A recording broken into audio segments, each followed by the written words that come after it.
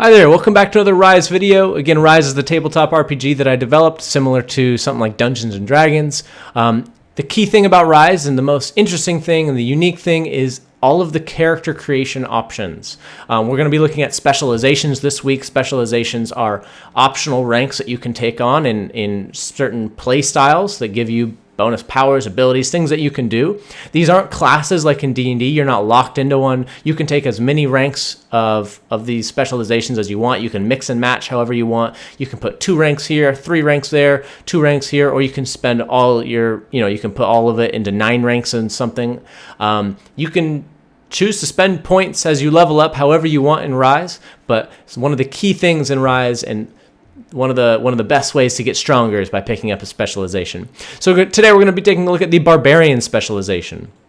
So description of Barbarian: seeking victory by brute strength alone, no trickery, no spells, no technology, nothing, just swinging a big old weapon around and probably wearing not many clothes. Including, you're probably wearing loincloths covering up at the very least, but you're not really wearing armor. Now, I got a picture here. I'll try to link the artist in the description below if I can find the artist for this. Otherwise, sometimes I find this stuff on Pinterest, and it seems extremely difficult to find the original artist. But anyway, first requirement to becoming a Barbarian or gaining the first 3 ranks of Barbarian, you need to avoid the use of any advanced technology, computerized technology, or any kind of technology that utilizes energy cells. That includes guns and things like that. So basically, you're kind of like, you're not full-on Barbarian yet, but you're sort of just like, I'm going to kind of go back to like that, at least like back to like that, how technology was maybe in the 70s, right? There's no computers, no fancy doodads, no gadgets like that. But you can still use like mechanical tools and things. And you also cannot cast spells. So you have to kind of decide, no spell casting for me. First rank of Barbarian, you gain armor equal to your endurance attribute when you're not wearing any armor. So this can be really useful, especially because 1, armor is expensive. 2, many armors come with dexterity penalties that you have to sink points into to get rid of those penalties. And 3, as long as you upgrade your endurance, you're getting more out of, being able to make endurance tests, and you're getting more armor. Also, your damage bonus from strength attribute modifiers is doubled if you're using stone or bone weapons. Generally, stone weapons are not very good, but you get this bonus strength. So let's say I have 3 strength. Whenever I make a melee attack, I get to add 3 because my strength is 3. But now you get to double that, so you're adding 6. Now what if your strength is 6? Now you're adding 12. It gets very large very quickly. In addition to this, bone weapons, the variability of bone weapons depends greatly on the bones of the monster you got it from. So if you're using just like a cow bone weapon, very probably pretty weak, brittle, it'll break pretty easily. If you're using like a bone weapons from like a dragon, those are also going to be very durable, but also very strong. So it's going to depend on your GM to determine, that's the game master, how strong your bone weapons are. So next up, rank 2, you get a stunt.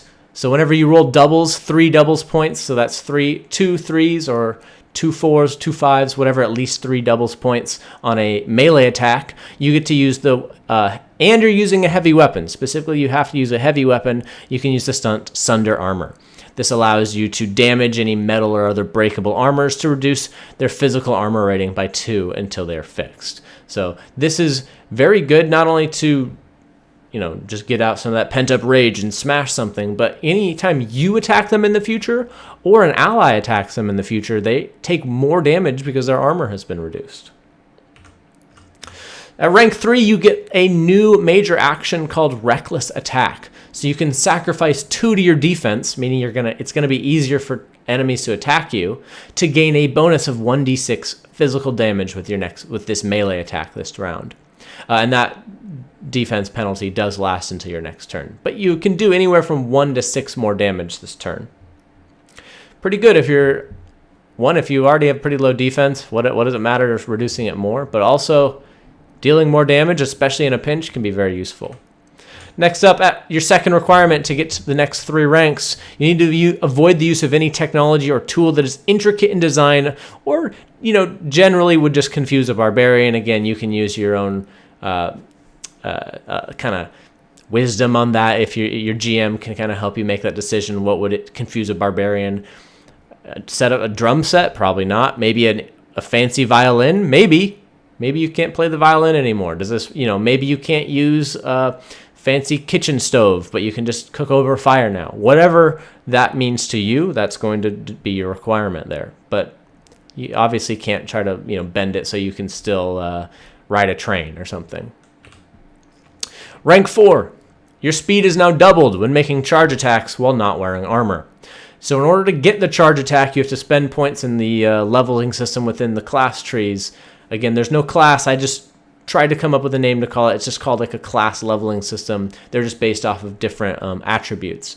Essentially, you have to purchase, and as you level up, already have access to the charge attack, which you probably would because it's pretty easy to gain. But when you do make charge attacks while not wearing armor, now your speed, the distance you can charge, is doubled.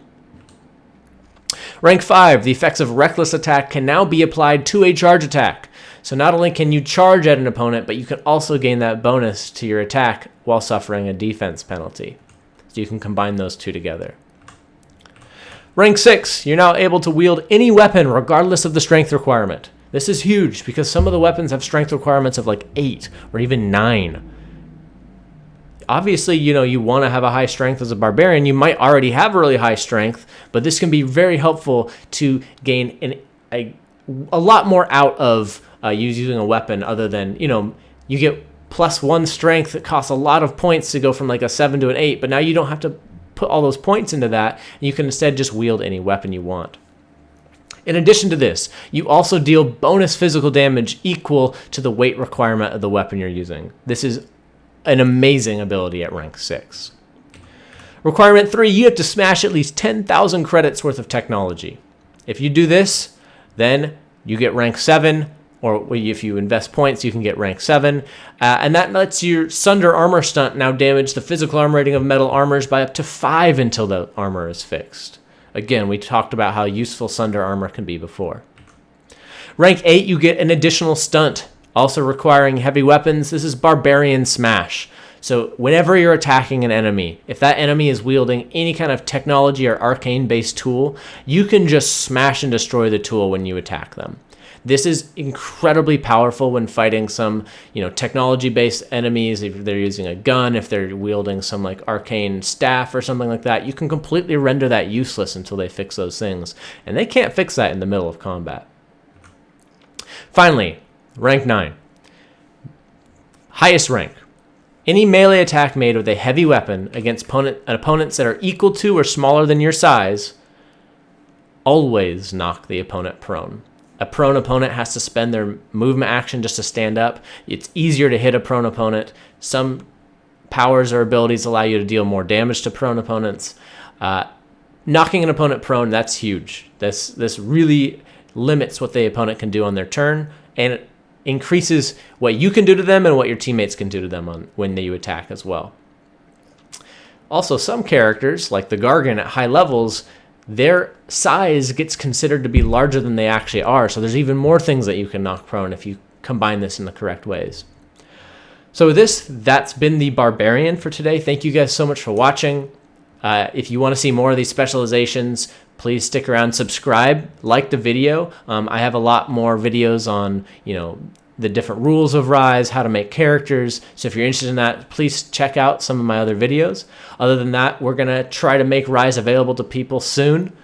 And I hope you guys enjoyed. Again, if you're interested, please subscribe. Leave a comment down below what else you want me to see me talk about in the future. I've got a few more specializations for this week, but if there's other specializations you want to see me talk about, please leave a comment down below.